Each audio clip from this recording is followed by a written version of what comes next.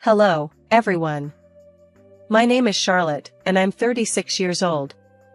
I was once married to Matthew, who is 3 years younger than me. The age difference never bothered either of us, at least, not until recently. I met Matthew at a party hosted by my friend Grace. Grace and Matthew had known each other from the gym. Matthew was incredibly handsome, with a chiseled jawline and a strong build.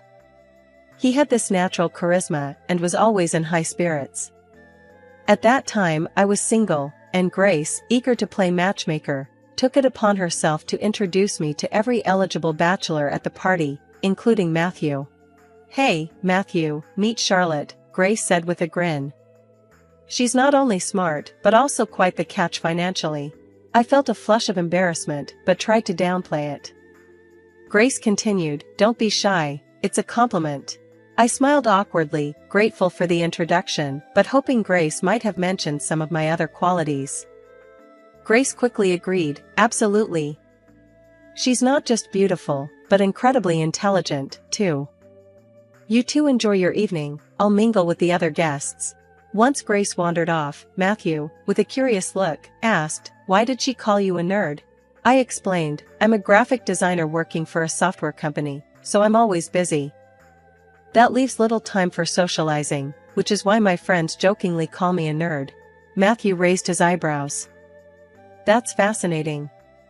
I guess that's why they call you the millionaire nerd, then." We both laughed, and the evening unfolded with easy conversation, and we quickly grew closer. As time passed, Matthew and I spent more time together, dinners, coffees, and chats after he picked me up from work.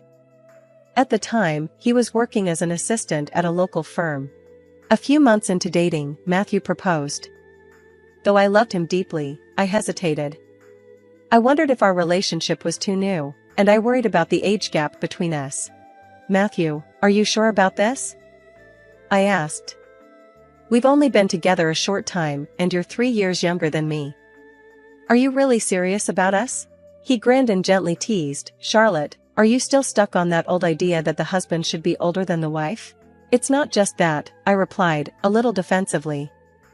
"I just wanted to know if it bothered you." Matthew reassured me with a light laugh, "Chill, Charlotte. You're a modern woman. These old notions don't matter anymore." His confidence in our future together slowly eased my worries. I agreed, and soon after, we met each other's families to share our decision. While my father, Peter, had no reservations and seemed genuinely happy about the wedding, my mother pulled me aside for a private conversation. "Charlotte, honey, I hope you've talked about your finances with Matthew," she whispered, her face showing a trace of concern. "Yes, Mom, don't worry about that," I reassured her.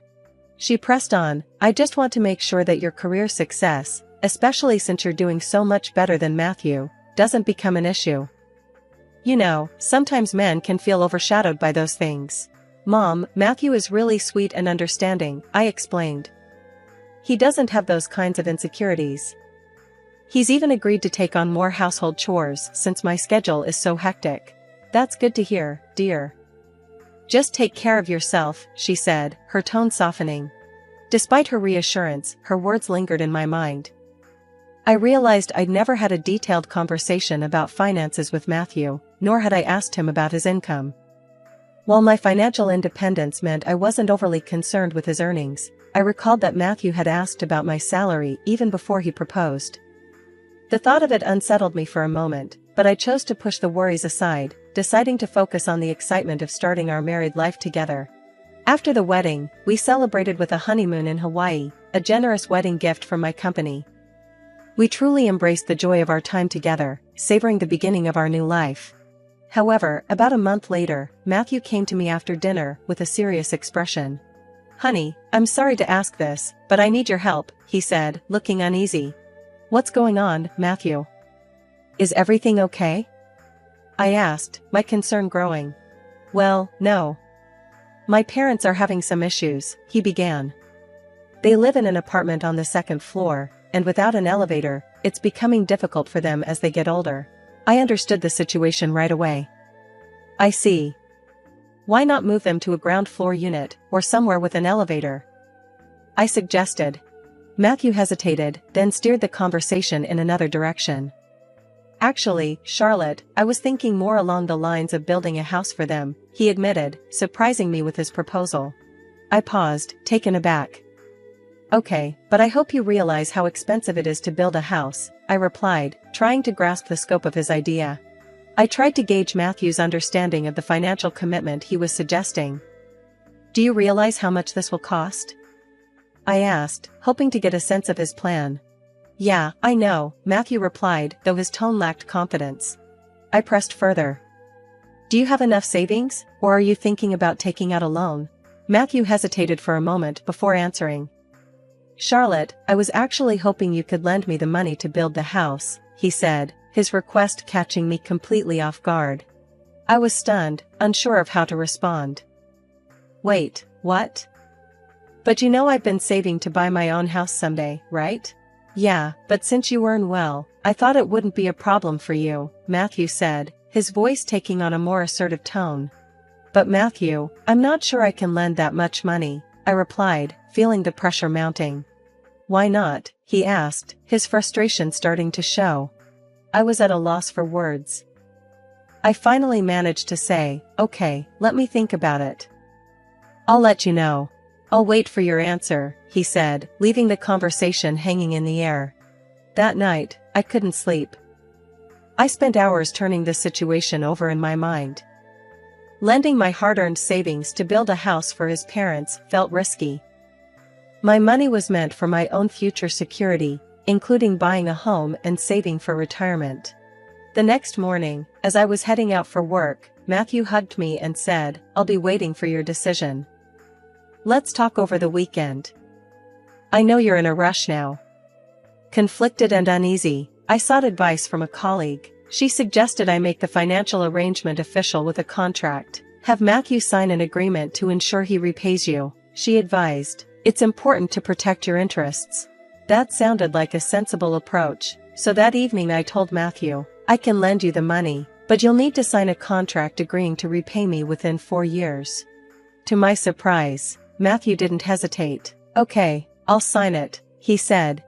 When I handed him the papers, though, his laughter at the mention of the legal implications made it clear he hadn't fully grasped the seriousness of the situation. I'm serious, Matthew, I said, holding his gaze until he realized I wasn't joking. Here are the papers. He sighed, rolled his eyes, and with a smirk, said, Fine, I'll sign. And he did. After I transferred the money and Matthew signed the contract, I thought the legal safeguards would ease my concerns, but despite those protections, I couldn't shake the feeling of unease. Matthew's salary wasn't substantial, and I doubted his ability to repay the loan. Then, his behavior began to shift in ways I couldn't ignore. Since taking the loan, Matthew became increasingly distant and his actions more peculiar. He started coming home late, often too exhausted to help around the house. Whenever I voiced my frustrations, he brushed them off, claiming his job was overwhelming. My feelings for him began to fade as he grew more detached, spending most weekends overseeing the construction of his parents' new home and, at times, not coming home at all. Instead, he opted to stay at his parents' place, further deepening the rift between us. The situation was taking its toll on me. I could no longer ignore the growing distance between us, and I decided it was time to confront Matthew. Matthew, do you realize how distant you've become? It feels like you're taking advantage of living here without contributing anything, I said, frustration bubbling to the surface. His response was sharp and dismissive. What do you mean? How dare you accuse me like that? You knew my financial situation when we married. You chose this. I was stunned by his audacity. Excuse me, I'm not trying to start an argument, but how can you be so indifferent? I'm even more upset about this housewarming party at your parents' new place tomorrow. A party for the house I funded, which you never even told me was finished. Matthew almost scoffed. Oh, my bad. I must have forgotten. Please, be our guest, he said nonchalantly, then left the house humming, as if utterly unbothered by the gravity of our conversation. Fuming with anger, I wanted to lash out, to break something, but I managed to hold myself together. An hour later, I received a call from my mother-in-law. Hello, just calling to let you know we're having a housewarming party at the new house tomorrow, she said casually. I hung up without saying another word. I was certain that Matthew had prompted her to invite me, not out of genuine desire. but simply as an afterthought. His indifference, paired with the casual invitation from his mother, left me deeply hurt and questioning the very foundation of our relationship. I had always been wary of Matthew's relationship with his mother, especially given her cold demeanor toward me from our first meeting, which had only worsened after our wedding. Despite this, I didn't want to create more tension between us. I worried that if I skipped the event, Matthew and his mother would use it against me, accusing me of being envious of their new home. Reluctantly, I decided to go. I decided to attend the housewarming, determined to maintain a composed, if somewhat forced, demeanor. As I arrived at the newly built house, I couldn't help but notice the entrance, beautifully adorned with floral decorations. Matthew and his mother were greeting guests warmly. When my mother-in-law saw me, her reaction was far from enthusiastic. "Oh, you came. I thought you wouldn't bother," she remarked with a hint of surprise. "Why would you think that?" Matthew chimed in, before ushering me inside. Inside, I was met more warmly by my father-in-law, who was sitting alone. His genuine smile and the sincere gratitude he expressed for my financial help were the only moments of comfort in an otherwise uncomfortable evening. It was painfully clear that neither Matthew nor his mother had acknowledged my contribution to their new home. Throughout the evening, I felt more and more isolated. Matthew and his mother barely interacted with me, leaving me to engage in half-hearted conversations with distant relatives. I found myself counting down the moments until I could leave what was rapidly becoming a toxic atmosphere. After most of the guests had departed, I approached my father-in-law to say goodbye. "Take care of yourself," I said kindly. Just then, my mother-in-law interjected sharply, "You don't need to worry about my husband. Focus on your husband instead of neglecting him." Confused and upset, I responded, "What do you mean? I've never neglected Matthew. He volunteered to help with chores because I work full-time, too." Her accusations grew harsher. "You've been a terrible wife, forcing my son to do all the work around the house. And how could you coerce him into signing that financial agreement? You've been nothing but cruel to him." "I haven't forced Matthew into anything. The agreement was mutual, to ensure financial security. How can you say I've abused or tortured him?" I replied, shocked by her words. At that moment, my father-in-law stood up for me. "Marilyn, stop. Why are you attacking her instead of appreciating what she's done for us?" But Marilyn wasn't having it. "Just stay out of this and go inside," she snapped at him. The situation was excruciating, and it was clear that no amount of reasoning would change her view of me. As the evening went on, I became more disillusioned with both my relationship and the family dynamics I had found myself tangled in. I was completely taken aback by Marilyn's rude behavior toward Alan and, soon after, her cruel words toward me. "You should be grateful my son even married you. Who else would marry someone old and unattractive like you?" she sneered. Her words stung deep, and I lost my temper. "How can you speak to me like this?" I retorted, my voice rising with frustration. Matthew quickly intervened, scolding me. "Charlotte, watch your language. How dare you raise your voice at my mother? Didn't you hear how she just insulted me?" I replied, bewildered by his lack of support. Matthew dismissed me with a roll of his eyes. "I can't deal with your tantrums anymore," Matthew snapped. "Tantrums? Do you see how both you and your mother are treating me?" I exclaimed. "I can't stand to be around this negativity anymore. I don't want any part of it in my new dream home. Just get out." Matthew's response was cold and cutting. "What? Yes, I don't want to live with someone as despicable as you. You've been living off my income, and now you call me trash? You're pathetic. Charlotte, let's be clear, you married me because you thought you couldn't land someone as handsome as me, given your age and looks, even though I wasn't earning much. So, you have no right to complain about money now." A surge of anger and betrayal rushed through me. I can't stay with someone so shallow. I want a divorce, and I want my money back, I yelled. Matthew laughed maliciously. "Sure, go ahead and get your divorce, but remember, you'll have to pay me if you want it." "What the hell? You should be the one to pay, since you want the divorce," I argued back. Matthew's demeanor turned sinister, a side of him I had never seen before. "You'll have to give back the money I lent you, or I'll sue you," I threatened. "Go ahead and find your stupid papers first." Mocking me, he retorted, "You're wasting your time." Feeling numb and utterly defeated, I left. They had insulted and degraded me beyond endurance. I went straight to the bank, where I had secured the papers in a locker, only to discover the document was missing. When I checked the bank log, I saw that Matthew had accessed the locker months ago. We had opened the joint account after our wedding, intending for both of us to contribute, but it turned out I was the only one putting money in. This revelation only deepened my shock and sense of betrayal. After the unsettling discovery, I checked my wardrobe, where I'd also kept a copy of the loan agreement, but it too was gone. It became painfully clear how deeply Matthew had manipulated our relationship from the start: his charm at Grace's party, his focus on my financial status, living comfortably off my earnings, and emotionally pressuring me to finance his parents' house. Every move had been calculated. His final act? Attempting to steal the agreement to prevent me from reclaiming my money. But I had anticipated his deceit. Sensing his eventual betrayal, I had taken the precaution of keeping the original documents at my parents' house, storing copies at the bank and in my wardrobe. Despite the emotional turmoil and the insults I endured, I was relieved I had trusted my instincts. I immediately called my mom and explained everything. She was furious. "You need to sue Matthew and his mother for everything they've done," she suggested. During our conversation, she confessed, "I've always had doubts about Matthew's intentions." "Did you know about his motives?" I asked. "No, not exactly," she replied, "but I sensed his eagerness wasn't genuine. He rushed into marriage so quickly." "You're right, Mom. I should have been more cautious. When you asked if we discussed our finances, I lied and said we had. I never really did, nor did I inquire about his earnings, because I wasn't concerned about his money. Take this as a lesson, dear. Don't trust someone so readily," she advised me with a heavy heart but clear mind. I hired a lawyer and prepared the divorce papers. I included an official notice demanding that Matthew repay the borrowed amount within 4 years. If he failed to comply, the court would be authorized to sell his property to reimburse me.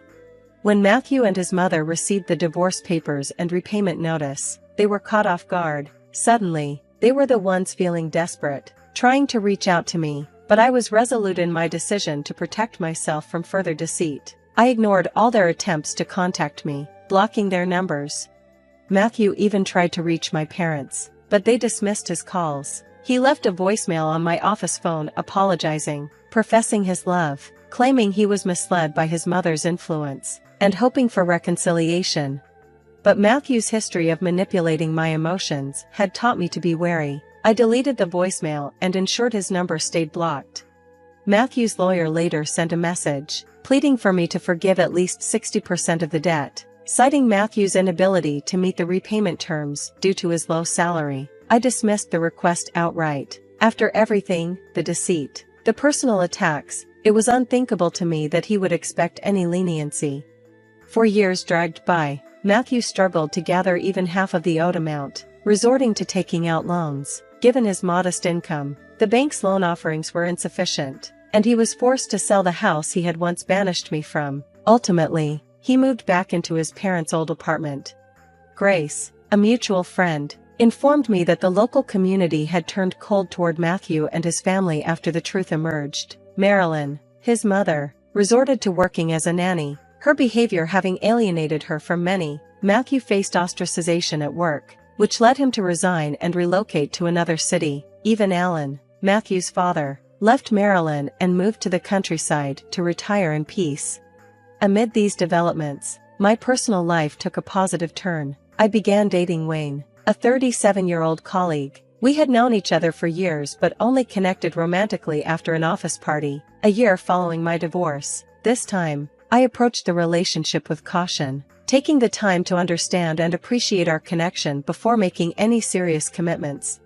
Reflecting on everything, I felt no sympathy for Matthew or Marilyn. Their outcomes were just consequences of their actions. Meanwhile, I enjoyed the budding relationship with Wayne, cherishing our moments together and looking forward to what the future might hold.